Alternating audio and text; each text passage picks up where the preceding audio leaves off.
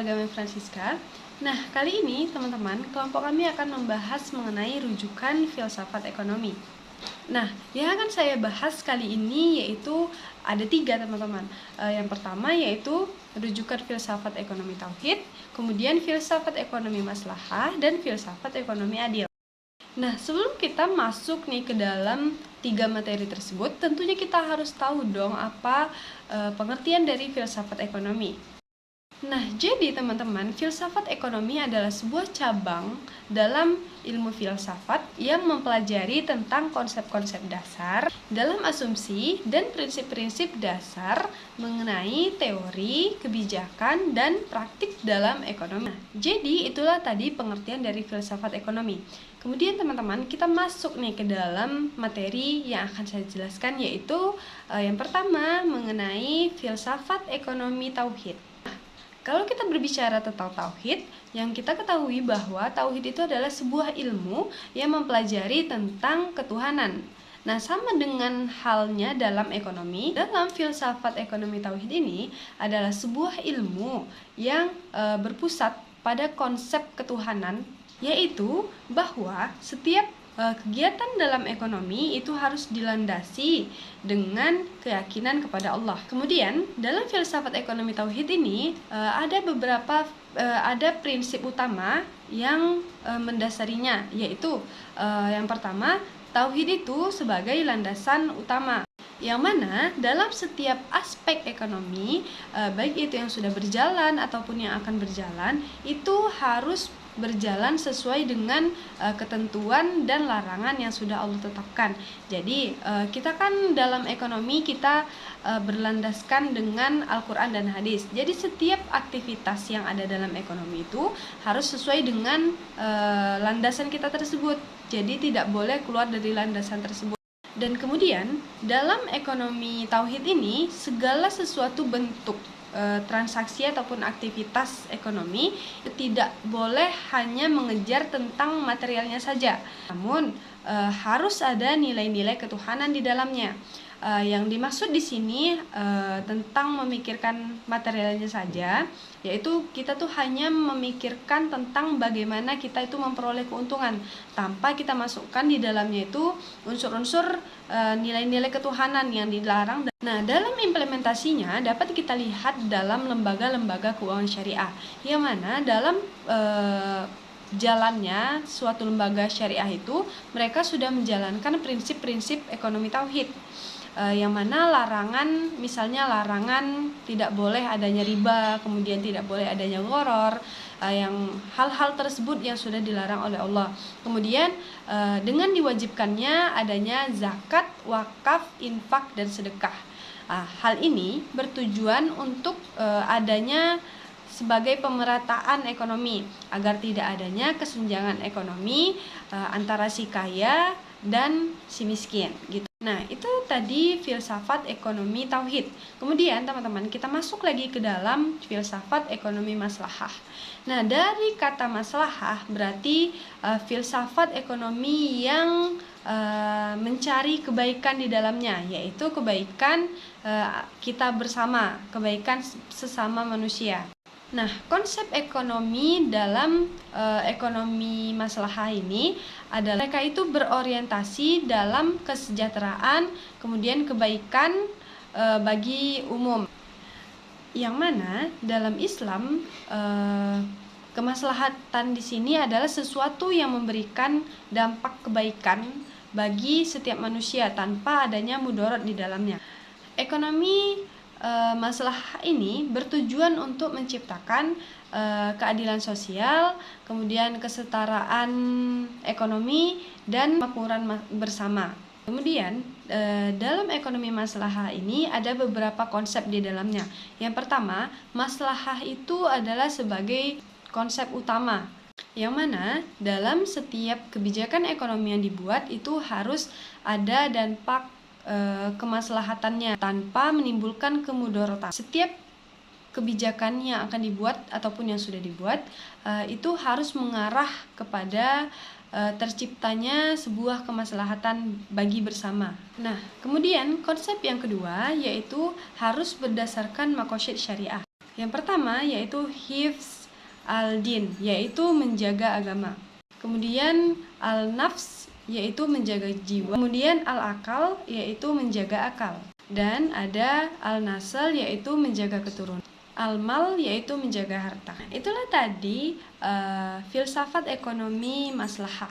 Dan yang terakhir yang akan kita bahas yaitu filsafat ekonomi adil. Nah, jadi filsafat ekonomi adil ini bertujuan untuk menciptakan keadilan dalam distribusi, kemudian konsumsi, dan produksi. Nah, jadi dalam filsafat ekonomi adil ini terdapat dua konsep. Yang pertama yaitu keadilan distributif. Nah, distributif di sini yaitu keadilan dalam pendistribusian. Nah, pendistribusian yang dimaksud yaitu pendistribusian kekayaan. Harta kekayaan itu tidak boleh hanya berputar pada kelompok ataupun orang-orang tertentu saja. Nah, jadi dalam pendistribusian ini dapat dilakukan dalam hal zakat, kemudian wakaf, kemudian infak dan sedekah. Nah, jadi dengan adanya zakat, infak, wakaf dan sedekah ini, maka akan terbentuklah sebuah pemerataan ekonomi. Masyarakat yang memiliki kekayaan yang berlebih, mereka melakukan infak, zakat, kemudian sedekah. Nah, infak, zakat dan sedekah tersebut akan disalurkan kepada masyarakat yang ekonominya itu rendah. Nah, jadi dengan adanya hal tersebut maka akan terciptalah sebuah keseimbangan di dalam ekonomi.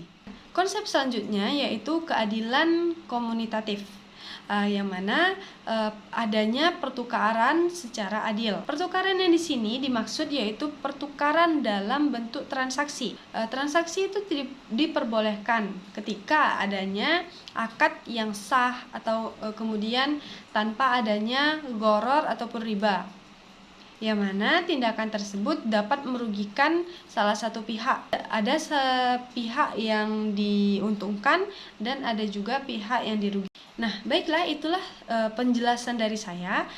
Untuk penjelasan materi selanjutnya akan dilanjutkan oleh teman saya.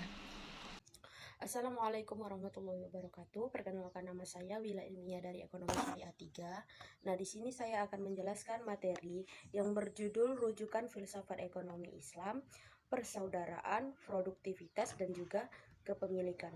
Yang pertama, saya akan membahas tentang persaudaraan. Nah, persaudaraan ini merupakan konsep penting dalam berbagai aspek kehidupan, termasuk dalam konteks agama, sosial, atau bahkan ekonomi. Nah, konsep ini menekankan hubungan erat dan rasa saling memiliki antar individu, terlepas dari perbedaan latar belakang seperti suku ataupun keyakinannya. Nah, selanjutnya saya akan membahas tentang persaudaraan di dalam Islam.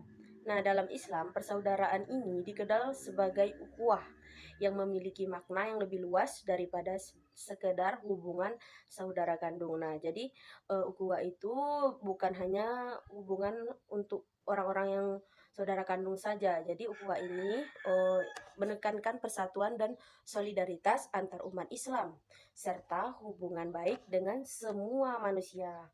Nah, di sini saya juga akan menjelaskan asal usul ukhuwah ini. Nah, ukhuwah ini berasal dari kata akh dalam bahasa Arab yang berarti saudara. Nah, istilah ini merujuk pada hubungan erat dan saling memiliki antar individu, yaitu Adam dan Hawa. Selanjutnya saya akan menjelaskan bentuk ukhuwah. Nah, bentuk ukhuwah itu ada apa aja sih? Nah, di sini bentuk ukhuwah itu ada 3. Yang pertama ada ukhuwah an-nasab. An-nasab ini apa sih?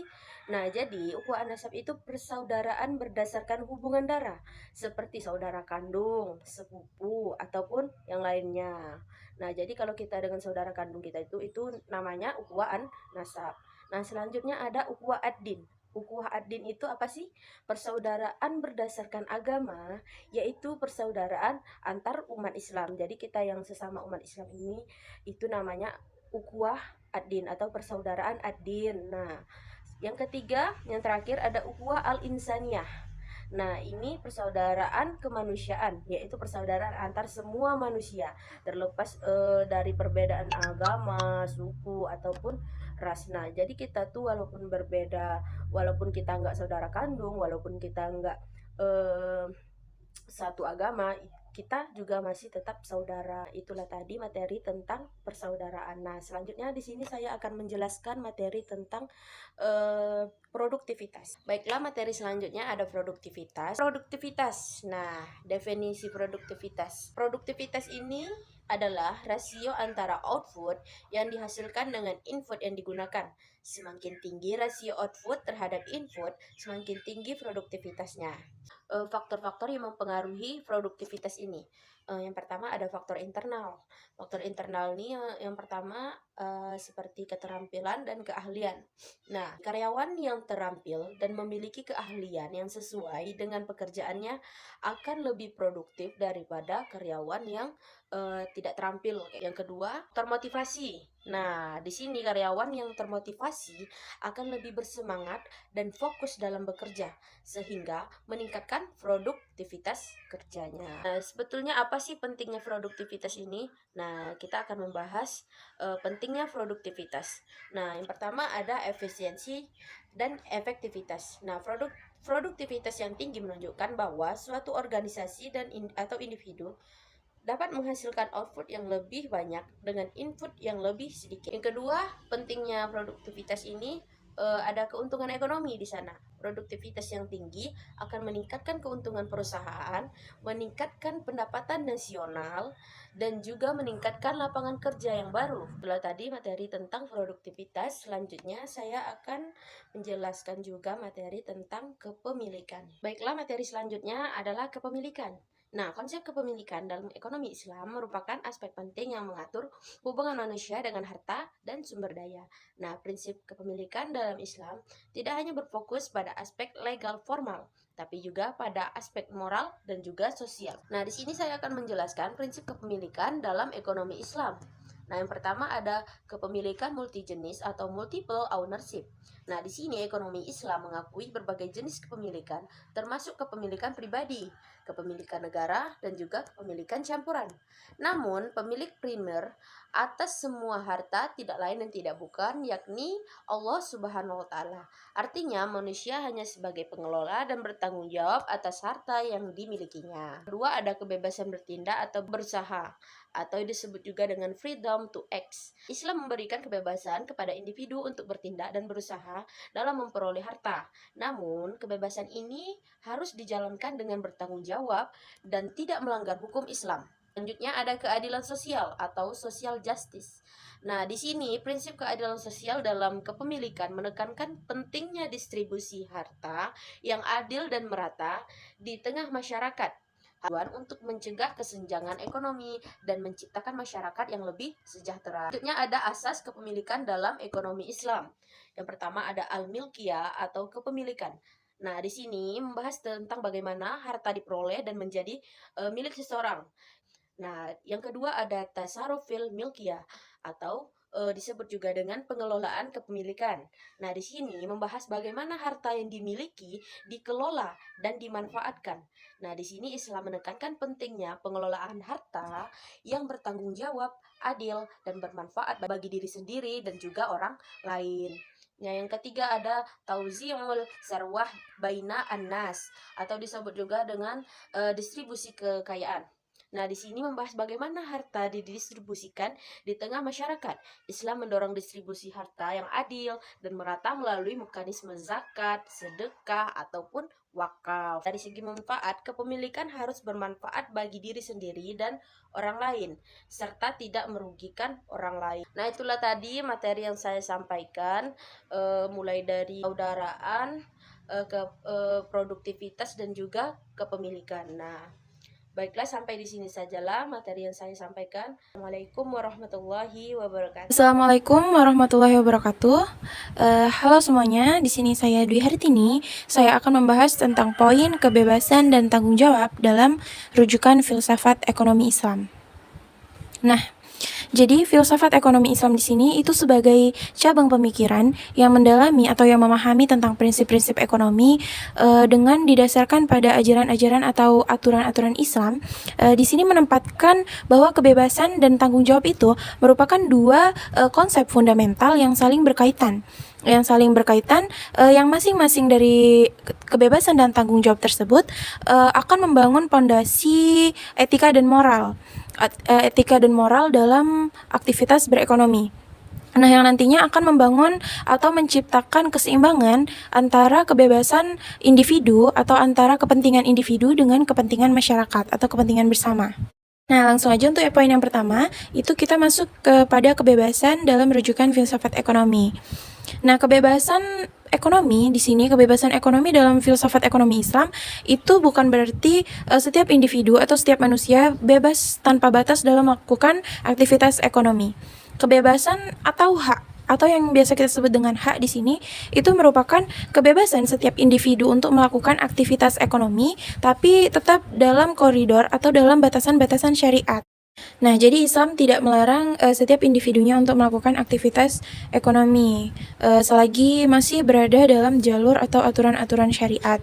Jadi kebebasan-kebebasan ekonomi dalam Islam itu bisa meliputi kebebasan bermuamalah, itu seperti kebebasan transaksi jual beli, investasi, atau pinjaman gitu. Kebebasan berusaha juga, terus kebebasan memilih. Nah, jadi dalam kebebasan bermuamalah seperti kebebasan jual beli itu banyak hal yang dilarang, ada hal yang dilarang dalam transaksi jual beli atau transaksi dalam Islam gitu. Seperti larangan riba, gharar, maisir. Nah, jadi dalam Islam kita bebas berekonomi, kita bebas melakukan jual beli, tapi jangan sampai kita mendekati hal-hal yang dilarang oleh aturan-aturan Islam. Kita juga bebas dalam melakukan usaha, bahkan Islam itu mendorong setiap individu untuk melakukan usaha atau berikhtiar untuk mencari nafkah. Jadi Islam tidak melarang seseorang untuk melakukan usaha. Islam memberi kebebasan penuh dengan tetap kita harus selalu berada dalam aturan-aturan syariat gitu. Sama halnya seperti kebebasan memilih, kita bebas memilih sesuatu, bebas dalam melakukan transaksi itu dengan mementingkan halal dan haramnya suatu barang atau suatu benda gitu. Nah, itu tadi adalah kebebasan dalam aktivitas berekonomi. Selanjutnya, itu adalah ada tanggung jawab dalam rujukan filsafat ekonomi. Nah, jadi tanggung jawab dalam filsafat ekonomi Islam ini merupakan konsekuensi logis dari kebebasan yang diberikan. Jadi setiap individu itu memiliki kewajiban yang harus dilakukan gitu. Nah, untuk mendapatkan kebebasan atau hak tadi, kita harus melaksanakan kewajiban kita. Jadi ada keterikatan antara hak dan kewajiban ini. Kita akan mendapatkan hak dan kebebasan kita setelah kewajiban kita terlaksana gitu. Nah, untuk kewajiban-kewajiban yang harus kita lakukan dalam aktivitas berekonomi itu yang pertama, kewajiban terhadap diri sendiri. Jadi, kewajiban terhadap diri sendiri ini penting gitu. Dalam menjalankan aktivitas ekonomi, kita harus menjalankan aktivitas ekonomi itu dengan penuh integritas dan kejujuran untuk menghindari praktik-praktik yang merugikan diri sendiri atau orang lain. Jadi bukan hanya untuk melindungi orang lain atau melakukan kewajiban kepada orang lain, kita wajib untuk menjalankan kewajiban kepada diri kita sendiri agar tidak merugikan diri kita. Contohnya apa? Seperti judi. Kita tahu bahwa judi itu merugikan, baik itu untuk diri kita atau diri orang lain. Kita bisa rugi dari transaksi judi tersebut gitu. Jadi kewajiban kita itu untuk meninggalkan hal-hal yang bisa merugikan diri kita sendiri atau orang lain gitu. Nah, selanjutnya itu ada kewajiban terhadap orang lain atau kewajiban terhadap masyarakat. Jadi selain kewajiban terhadap diri sendiri, ada kewajiban yang harus dilakukan dalam aktivitas ekonomi kepada orang lain. Itu salah satunya adalah seperti menolong sesama, berbagi, membantu orang lain gitu. Atau berkontribusi untuk menciptakan masyarakat yang adil dan sejahtera gitu. Dengan cara apa? Dengan cara kita menjalankan atau mengimplementasikan ekonomi Islam ini dengan cara yang sesuai dengan syariat-syariat atau ketentuan-ketentuan Islam. Nah, yang selanjutnya itu ada kewajiban terhadap lingkungan. Setelah kita menjalankan kewajiban terhadap diri sendiri, terus kepada orang lain atau masyarakat, kita juga wajib untuk melaksanakan kewajiban kita terhadap lingkungan gitu. Jadi dalam menjalankan aktivitas ekonomi, kita harus bijak dan bertanggung jawab. Jangan sampai kita melakukan eksploitasi berlebihan dalam penggunaan sumber daya yang ada gitu. Nah, itu tadi kewajiban-kewajiban dalam filsafat ekonomi Islam, dalam rujukan filsafat ekonomi Islam. Nah, jadi teman-teman, bahwa kebebasan dan kewajiban itu adalah dua sisi yang saling melengkapi gitu. Bagaimana bisa? Jadi hubungan antara keduanya ini, misalkan kebebasan tanpa tanggung jawab itu dapat berujung pada kesewenang-wenangan atau seenaknya, sewenang-wenang dalam melakukan eksploitasi terhadap sesuatu. Tetapi jika tanggung jawab tanpa ada kebebasan itu dapat menghambat kreativitas dan inovasi dalam berekonomi gitu. Jadi keseimbangan antara keduanya ini merupakan kunci untuk menciptakan sistem ekonomi yang adil, berkelanjutan, dan berorientasi pada kesejahteraan bersama. Nah, untuk contoh kecilnya, kita ambil satu contoh kecil, itu misalkan kita berbelanja. Jadi ada kebebasan atau hak dan kewajiban yang harus dilakukan gitu. Nah, untuk kebebasan atau hak dalam berbelanja ini, setiap individu memiliki kebebasan untuk memilih barang dan jasa yang mereka butuhkan gitu dan yang mereka mau. Tetapi ada kewajiban yang harus dilaksanakan dalam berbelanja tadi. Kewajibannya itu konsumen bertanggung jawab untuk memilih produk yang halal, yang tidak merugikan diri sendiri dan orang lain. Juga tidak eksploitasi yang tidak mengandung unsur eksploitasi berlebihan terhadap sumber daya lingkungan gitu. Nah, teman-teman, jadi itu tadi adalah pembahasan tentang kebebasan atau hak dan kewajiban dalam rujukan filsafat ekonomi Islam. Nah, jadi kesimpulannya, kita harus melaksanakan kewajiban sebelum kita menuntut hak atau kebebasan kita gitu.